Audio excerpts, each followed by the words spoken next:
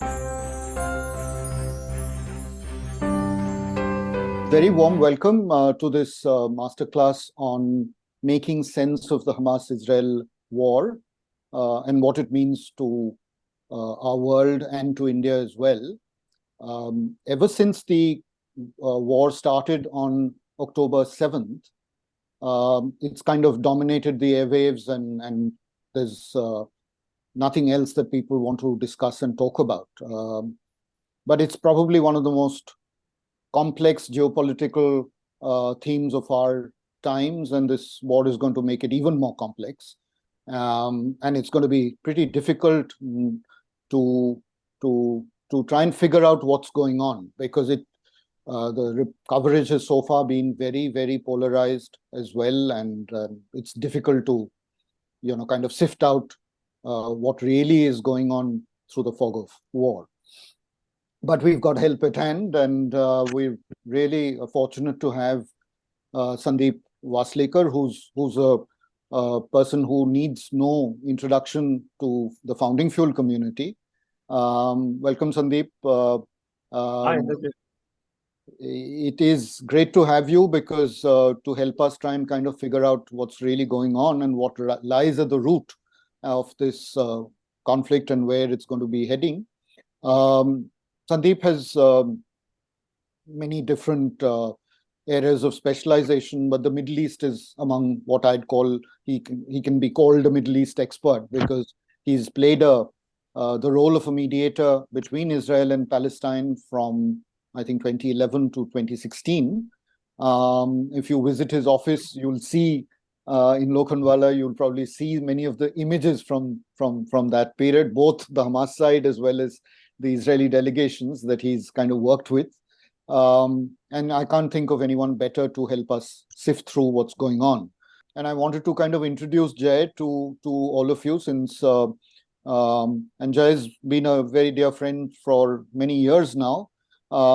He was a former journalist, worked with the Economic Times, Business Standard, and Business Today, and then moved to the corporate world with Hughes Telecom, HSBC, and many other organizations, Nokia, I think, as well. But one of the things that has remained constant during that phase is his curiosity and interest in geopolitics, particularly the Middle East. And both of us have done some work in our college days on that, but I won't get into that today. But I'd like to invite Jay to really set the context and set up this conversation with Sundeep first, and then we will open it up later for an interactive session with Sundeep. So over to you, Jay. Thank you. Thank you for a wonderful introduction, IG. And it's a huge pleasure. Honor and a privilege is a small term to use when one's interacting with Sundeep, because not only have I been a fan of his masterclasses at Founding Fuel, but when we were doing an introductory chat, and he said that he had been interacting in the Israel-Hamas peace process between 2011 and 2016, I realized that beyond all doubt, this is the person that we need to speak to at this point of time. Now, just to give it a context, I don't want to, beyond painting an opening picture, that just a week and a day back, we had these horrible images coming in across social media and mainstream about this early morning strike by people who would be called Hamas guerrillas. And then, almost inaction for the next 7 hours before Israel came out and declared war and started pounding Gaza, aiming at so-called Hamas leadership targets. Since then, the picture that has emerged is gruesome at one level and extremely unsettling, because there seems to be many pieces which are coming together in terms of information, and it's very difficult to wade through and figure out what actually is happening. And one of the key problems here is the war of the narrative. And while you're seeing that, for us or against us kind of a language which is being used at this point of time, I think the audience here, which is corporate leaders, civil society, NGOs, and government leaders, would really need to get a nuanced view or of this complex situation, because it's not something which has happened. Yes, it is Israel's 9/11 moment, but this has been building up for some time. And what I'd like to do with Sundeep today is actually unpack it in this way. A is how did we get here? What are the likely scenarios that we can expect now in the near term, and what would be the repercussions for the world, specifically to the kind of places that we are? I mean, I would expect most of us are in India, and quite a significant number would be in Western Europe and US. So when we look at it from go beyond Israel, Hamas, and look at West Asia, what would that mean? So without going forward much more, let me just hand over the stage to Sundeep to take it forward from here. Sundeep, the questions right at the top of my mind is that, this has been brewing, this has been on and off. There have been UN resolutions, peace process, 3 wars, Oslo peace process, and, still something like this happens. What are the triggers? How did this come to be? And why is this timing so significant? Yeah, it is the 50th anniversary of the Yom Kippur War, and in India today, a week down the line, it's the first day of Navratri. But why is this so significant? Thank you, Jay. And as usual, it's a pleasure to be on a Founding Quill platform. I always enjoy interacting Inderjeet and all others in the community. Let's look a little bit into the history. Israel was given independence by the British in 1960. The whole Palestinian area, what was called the British Palestine Mandate, was under the British suzerainty until then. Then there was a UN resolution which created or which proposed 2.5 states.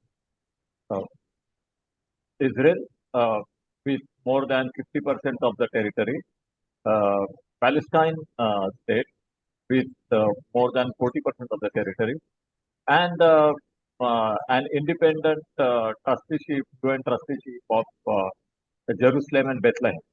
Right. Which would not be either under Israel or Palestine, but some kind of an international city. So that was the original proposal. But when Israel declared its independence on 15th of May 1948, Palestine should have also declared their independence on the same day with the remaining territory which was there. But instead of that happening, the neighboring Arab states, Egypt, Jordan, Iraq, Syria, Lebanon, they attacked Israel. And Right. so on the day of Israel's birth, a war started. And that war concluded with Israel acquiring more territory than what it was granted under the UN. So earlier it was granted 50% of the Palestine mandate. Now Israel took over almost 70% of the British Palestine mandate, including the West Jerusalem.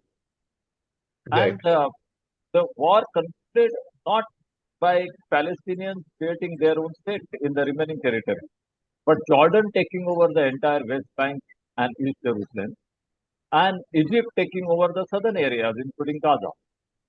So Israel didn't allow, Israel got into a war and it threw a lot of Palestinians out of their homeland, but the Arabs also deceived the Palestinians. They didn't allow or encourage the establishment of a Palestinian state. Jordan just grabbed the territory, Egypt just grabbed the territory. Then there was Right. a war in 1967 when again the neighboring states Arab states attacked Israel. And this time Israel won the war hands down in 6 days. And it managed to expand its territory further. It took over the entire West Bank, which was Right. under Jordanian suzerainty.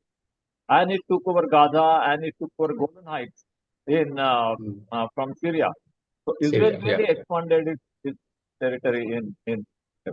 Then there was a war in 73, which was again launched by the Arabs. and Israel repelled that attack. But there was not much of a territorial change, any consequential territorial. So what you can see from Israel's point of view, each time it has been attacked from the time of the birth of the nation. Each war was started by the neighboring Arab states, and also the neighboring states didn't help the creation of the Palestinian state, which was mandated by the UN. Rather, they used the territory for themselves. So after 1973, peace process started, and eventually Israel gave up the Palestinian territories which it acquired, but it retained the effective control. It just decided to give them sovereignty in phases, and on paper it reflected. And during this stage, Israel really started treating the Palestinians in a very inhuman manner. In West Bank itself, they created almost 500 checkpoints. Israeli settlers started going to West Bank and started taking over territories. Also, they went to Gaza and started taking over territories. And there were separate laws for Israeli settlers and for the Palestinians. So it was almost like an apartheid in the occupied territories. So until 67, Israel had a moral high ground because it was being attacked. But Right. after 67, Israel became the perpetrator of injustice. And then the Israel-Palestine conflict started, and the Palestinians revolted through first Intifada, second Intifada. Then 2005, under the most hardline Prime Minister of Israel, Ariel Sharon, Israel decided to give independence to Gaza. So Gaza got sovereignty, but it surrounded it and created a blockade of Gaza. So Gaza didn't get connectivity, and so it became kind of a prison in Gaza. And they had to depend on Israel for everything, including supplies of food, water, uh, infrastructure, energy, everything. And so the Gazans started protesting against that. In 2006, there were elections in the Palestinian territory. These were democratic elections. Nobody questioned the Right. fairness of the elections, and Hamas won these elections. Now, this Right. was an opportunity to create lasting peace. But uh, Israel, Europe, US, all of them refused to recognize the outcome of the election. And they announced economic blockade of Hamas. And Hamas, on its part, also made a mistake, and they refused to recognize the existence of Israel. And Israel said that they refused to recognize Hamas because Hamas didn't, in the first place, recognize Israel, and Hamas argued the other way around. So basically, 2006 elections were an opportunity, uh, but they in fact resulted in perpetuation of conflict. And since then, this conflict has been going on with uh, constant Palestinian conflict, complaints of injustice, which are true, uh, and then Palestinians taking to terror, which they had, I mean, PLO had taken to terror long ago in the 70s, if you remember the Correct. Munich Olympics Correct. uh, and Entebbe and all that. So but the terrorism increased, and now with Hamas in Gaza, the organized terrorism increased.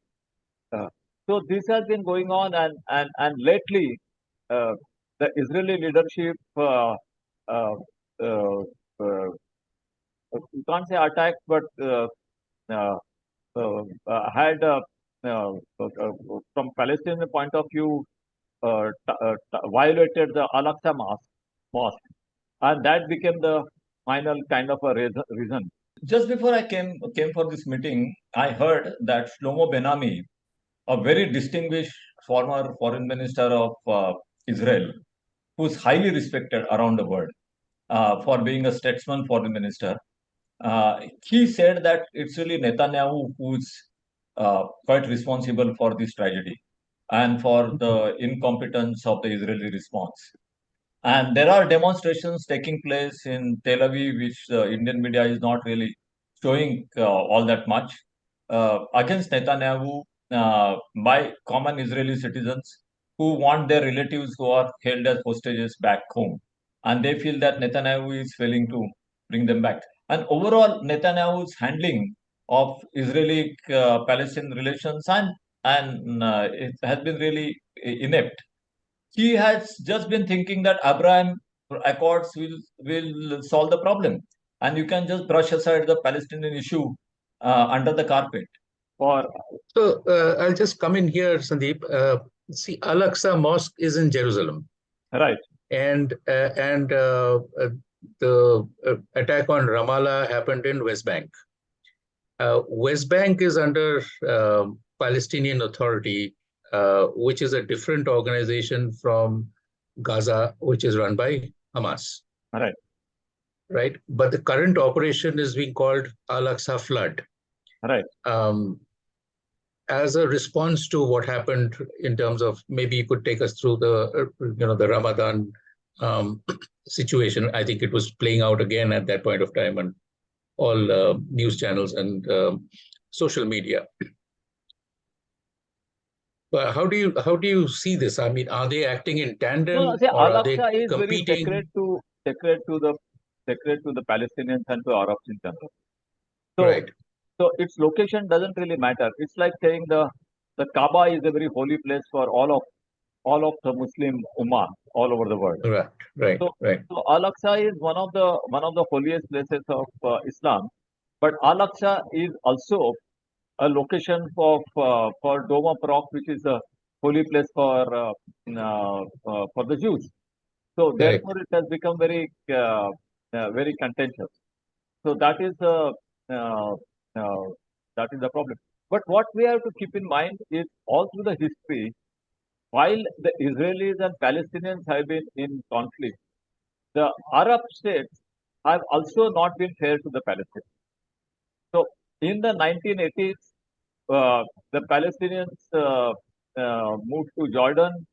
Then they were thrown out of Jordan. They went to Lebanon. Then from Lebanon, they were thrown out and they went to Tunisia. So the Palestinian refugees have been going from country to country. No Arab state is ready to host them. And they have been really insulted and they have not been treated well in the Arab country. So, so the Arabs and the Israelis both have treated Palestinians with a lot of hardship. But the Palestinians on their part have also been very agitated. Sandeep, your voice is cracking up. I can't hear you now. Yeah, the Palestinians on their part have Yeah. also been very unreasonable and incompetent in handling their affairs. First of all, they have taken to terrorism, which they could have avoided, because terrorism doesn't win anybody's sympathy. Right. And secondly, they have been split within them. There is the Palestine Authority, which is really dominated by PLO, which is dominated by Right. Al Fatah organization, and there is Hamas, and they Correct. have had bloodshed between them. They are in the 007 and around that, and even from time to time. So they are totally split. And thirdly, they are really not being practical in finding solutions. See, I was negotiating between Israel and the Palestinian Authority, not Hamas, but the Palestinian Authority Okay. Okay. for one part. Now, Hamas was a separate negotiation, but the Palestinian Authority. And my purpose was very limited. The Palestinians came to me and they said they wanted justice in the distribution of water, because they depend on Israel for water supply. And there were some procedural issues for negotiations. There were substantive issues. So I directly Right. went to Shimon Peres, who was then the president of Israel, and I spoke with him. And I presented him the Palestinian demands, and he issued various officials in charge of the issue in the Israeli administration. And I had very hard negotiations with them. And in the end, when the Israelis accepted the Palestinian demand, the Palestinians just walked out of the negotiation. After Israelis had accepted this. And then they started telling me, no, this is not enough. You should deliver us the whole independent Palestine state. And, I mean, I'm running a think tank out of Mumbai. I can't deliver Right. an independent Palestinian state, which the Quartet and the UN and the US and UK and Russia, all of them together have not been able to deliver. But I could help them with satisfying their humanitarian needs in terms of some specific aspects of water governance. And this happened twice in two different aspects. Uh, so the second time it happened, it was about giving permission to the Palestinian National Authority in West Bank to dig more wells, and they wanted to Right. dig wells in three parts of the West Bank and supplying extra water to Gaza, for desalinated water. And Okay. I had tough negotiations with the Israelis, and the Israelis agreed to allow the Palestinians to dig wells in two out of the three spots which they had demanded, and they agreed to supply extra 5 MCM water to Gaza. This is what I negotiated. And then after the negotiations were successfully concluded and the Israelis agreed, the Palestinians just walked out. And this has been happening again and again. And there were many rounds of negotiations. I remember one round took place at Oxford University. We used Oxford University as a neutral venue. And Right. there were 6 very high-level Israelis and 6 Palestinians and Jordanians, and 6 Jordanians who were part of the talk. And then the Israelis landed in London from Heathrow. They came to Oxford, all of them. The Jordanians came to Oxford. The Palestinians landed in London and just disappeared for sightseeing or whatever. They never came to Oxford. And only one of them came to Oxford. And so it was left to this one Palestinian and who was not really that high level, and the Jordanians to represent. So the Palestinians have been very, very uh, incompetent in my own observation. And they have been so. No, I'm going to ask you something because that's coming across in many media reports, and it seems that the power centers of Hamas, at least, and the PLO or the Palestinian Authority are Qatar and Iran. So it doesn't matter whether Jordan or Egypt or Syria or Lebanon, which are the immediate neighbors, whether they are exerting authority on them or not. It seems that the remote controls are in the hands of other parties. Is that true? Is that the sense that you got through the negotiations that you had? No. See, it is more complex. When Hamas, when I was in negotiating between Israel and Hamas, at that Right. time Hamas was operating out of Damascus, and Okay.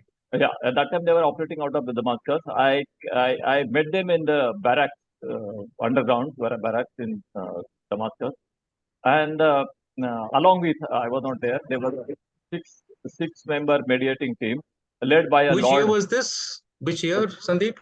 Yeah. There was a Which six. year are you referring to? This is 2011, 2010, 2010. Okay. So Yeah. Arab Spring hadn't happened. No, Arab before Spring was that, before that. 2012. Yeah, exactly. Yeah. So Yeah. this was 2010, I think, and there were a 6-member mediating team led by a British, very distinguished member of House of Lords, and there were 2 British persons. Are you mentioning Lord Alderdice, on whose lecture you exactly. wrote a beautiful paper? Yeah. So he and another one, and then there were 2 Americans, and there were 2 Indians, and another one. So the another one is here in this room right now.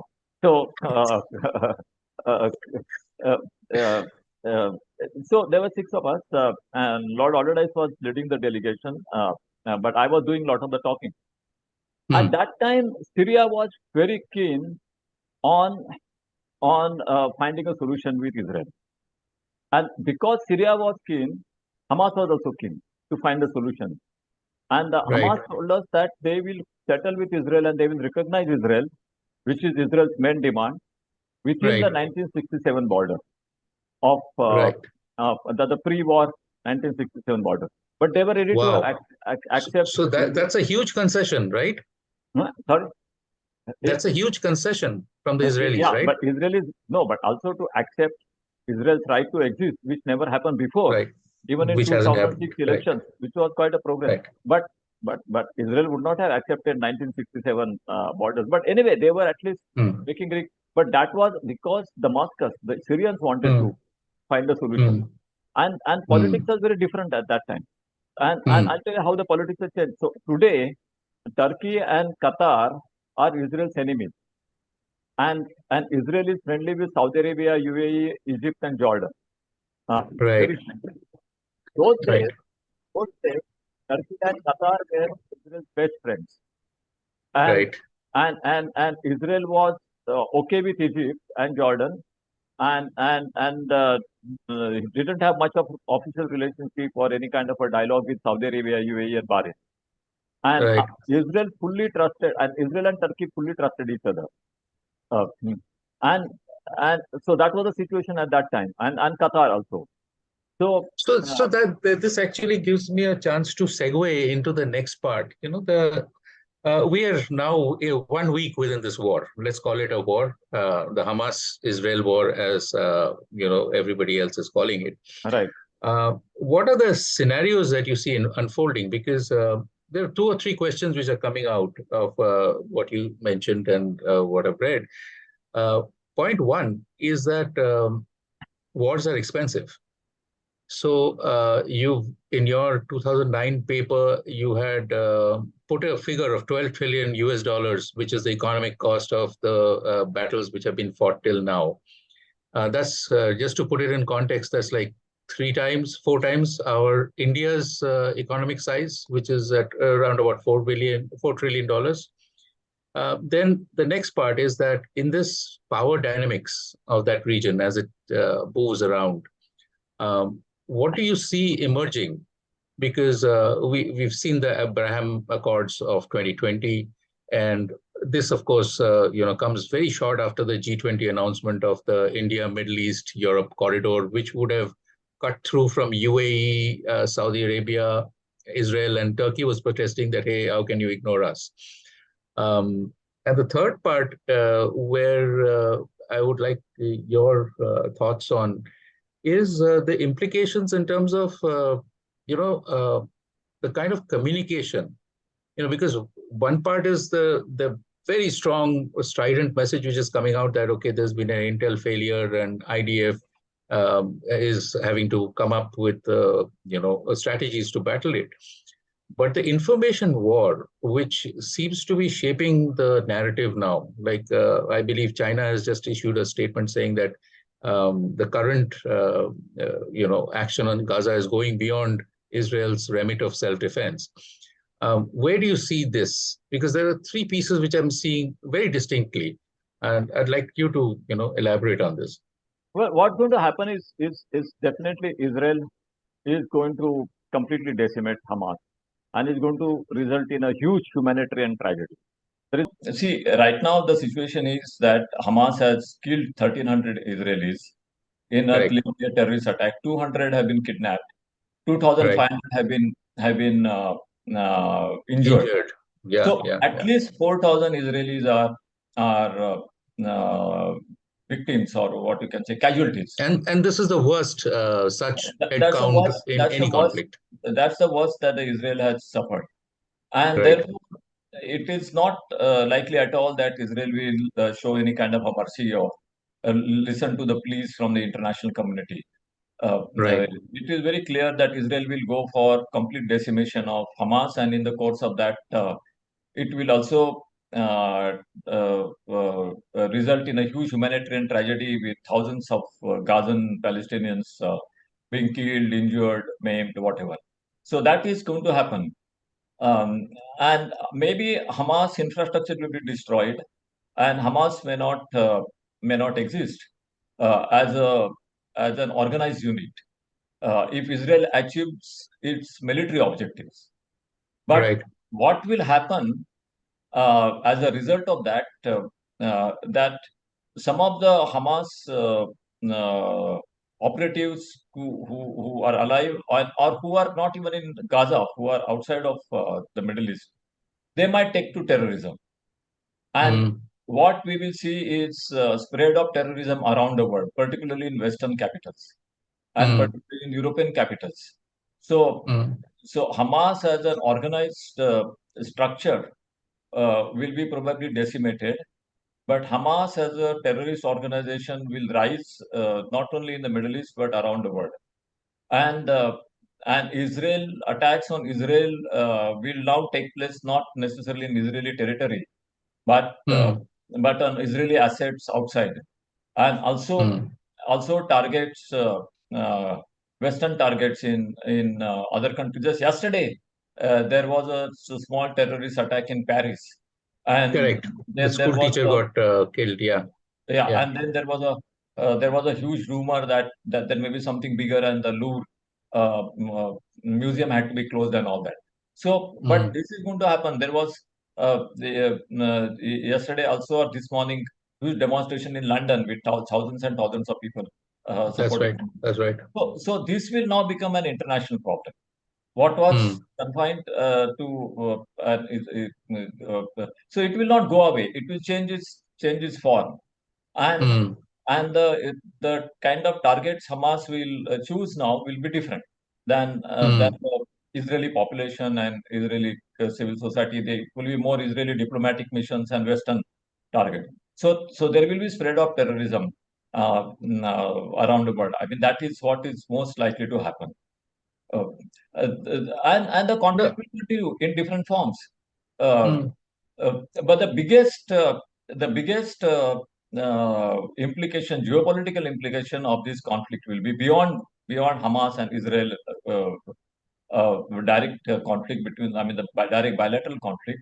It's what I was saying earlier, that 10 years ago, the Middle East was split in a way that Turkey and Qatar were Israel's friends, and Saudi Arabia and the Gulf states were Israel's enemies. Right. Then in the last, and now the tables have exactly turned. Exactly, since 2016, it's become exactly the opposite. Turkey and Qatar have become Israel's enemies, and the Gulf states have become Israel's friends. Now, what will happen as a result of this conflict? Gulf states cannot have normal relationship with Israel. It will be impossible for them. Right. There will be there will be major protest in those countries if they try to.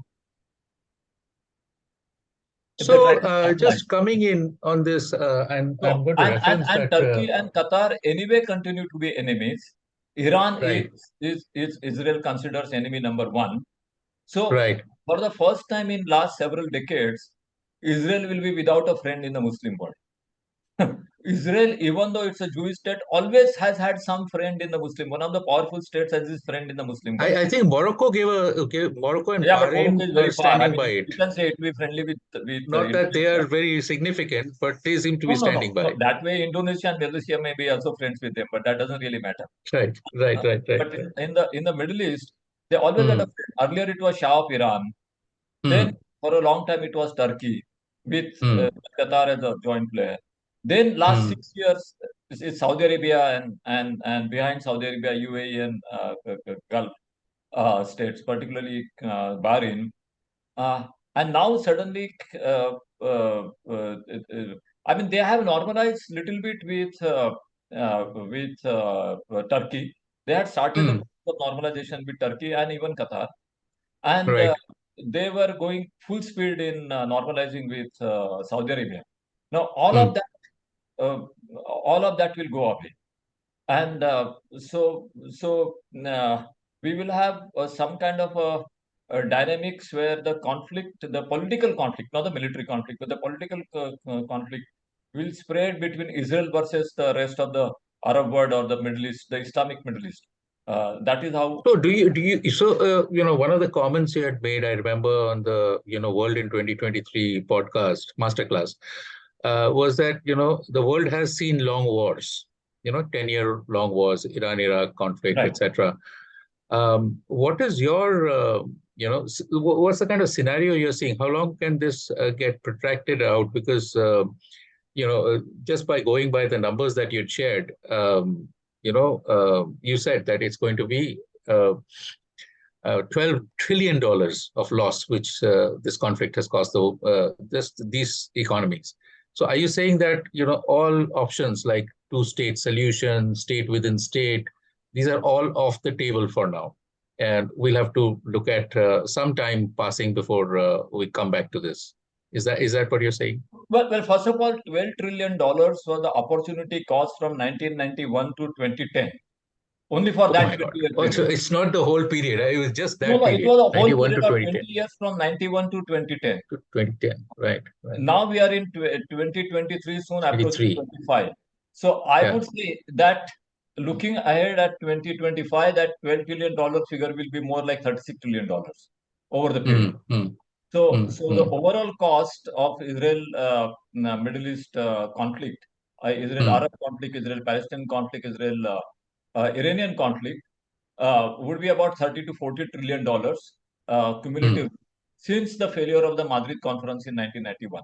So over a period of 40 years, so about 30 to 40 trillion dollars. And what it means is that per capita income in 2010 would have been double of 1991 in all Arab states and in Israel. But it didn't happen because of this opportunity cost. So the per capita income will be very depressed in most of the Arab countries. So the So the economic whole West Asia becomes, it just drags on for another 10 years or it so. will in maybe not in direct war, what Mm, is called defined as a war in the Geneva Conventions, but if mm. you include asymmetrical warfare, if you include Yeah, yeah, terrorism, if you include right. a direct war, if you include all kinds of warfare, then I would say this will go on for at least 10, 15 years. uh, Mm, uh, mm. or more. We don't know how. It will Right. depend on many So factors. you're getting into a state of what is known as perma war. We're looking at Ukraine, Russia. We're looking at the Afghan situation after the US withdrawal. And you're looking at tension between Unsettling. US and China. Don't forget that, even though it's And not a China. war. Yeah, yeah. So I was coming to that. Like, tell me the global repercussions. One is, of course, India's, corridor to Europe plans are probably, going into the back burner. How, I know China is gaining out of this somewhere. How is China gaining? And what No, does see, this mean for US and if the you look West? at the two major wars which are going on, uh, Hmm. Israel, Hamas for the time being, but soon going to be Israel and its Islamic neighboring countries in the Middle East. And if you look at the Mostly, are you saying state actors or non-state actors like Hezbollah both, and both. okay, state But actors I'm and not saying non-state? necessarily military Right, confrontation as defined by Geneva Convention. I'm saying including, right. Because this uh, didn't start Geneva Convention way. It was like a yeah, horror attack. no, Yeah. exactly, including Hmm. that asymmetrical warfare, including all of that. Hmm. Hmm. Now, we so Israel and its neighbors, that's one Right. theater. Ukraine, Russia is the other theater, and Hmm. in these two theaters alone, you have nuclear powers. Israel is a nuclear power, Russia is a nuclear power, and that's Right. very dangerous. And the world has Right. temporarily forgotten about the Ukraine war since the start of the Israel-Hamas war. But you cannot Correct. really forget about Ukraine war. So Hmm. you are really approaching the nuclear threshold. And Oh, don't forget the tensions between US and China. Don't forget the tensions. And especially if they go out of hand. If not now, I'm looking at next 3, 4, 5 years. So hmm. we are approaching one of the most dangerous periods in human history. Nah. Because of the nuclear war, not because of wars. Wars have been there. There was First World War, Second World War. There were wars Yeah. of the 17th century, wars of the 18th century. But Right. multiple wars in different theaters coexisting at a time of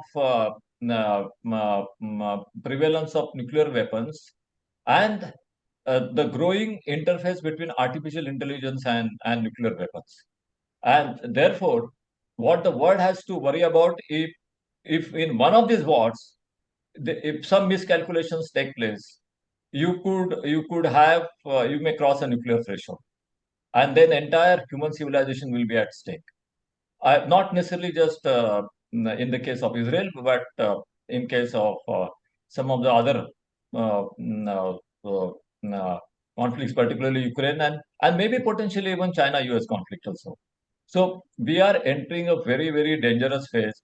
And this decade of Hmm. 20s, Hmm. which effectively began with the Ukraine war, is going to be one of the most dangerous decades. I don't see So how. this is not turning out to be the era of war, as our prime minister at one time apparently told Putin. this is turning out to be the era of war. See, the Prime Minister said this should not be an era. I mean, he said this is not an era of war. Means, Correct. I wrote a book, A Word Without War. Means it's not like it is a word without war. My argument is that we have to create a word without war. Because if you Right. don't create a word without war, we are probably going to seek a risk of extermination of human civilization.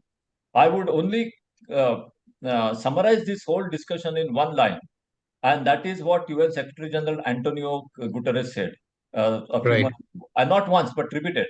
And Guterres has been repeating, and he is saying that the world is one miscalculation away from nuclear annihilation.